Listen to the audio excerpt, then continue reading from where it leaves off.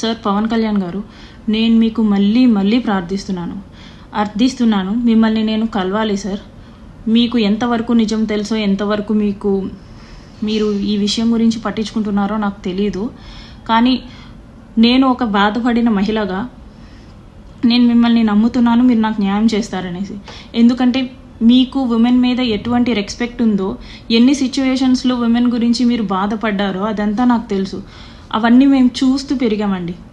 అలాంటిది మన పార్టీ నుంచి, మన ఎమ్మెల్యే నుంచి, మీ డిపార్ట్మెంట్ అయిన నాకు అన్యాయం జరిగింది. అటు శ్రీధర్ చెప్పుకోవాల్సింది మీకే, ఇటు నేను చెప్పుకోవాల్సింది మీకే. కాబట్టి మీరే ఇద్దరి వర్షన్స్ వినండి. ఎవరిది తప్పు ఉంటే వాళ్ళని శిక్షించండి, ఎవరి వైపు న్యాయం ఉంటే వాళ్ళకి జస్టిస్ చేయండి. ఇది ఒక్కటే నేను కోరుకుంటున్నాను. అండ్ ఎవరైనా సరే ఒక అమ్మాయి గురించి ఆలోచించేటప్పుడు మీ ఇంట్లో కూడా అమ్మాయిలు ఉంటారు అనేసి ఆలోచించండి. నెగిటివిటీ స్ప్రెడ్ చేయడం కాదు.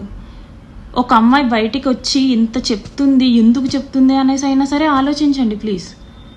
అమ్మాయికి ఏం సరదా కాదు, మీ అందరి ముందు ఒక టాపిక్ అవ్వాలనేసి ఎవరికీ ఉండదు.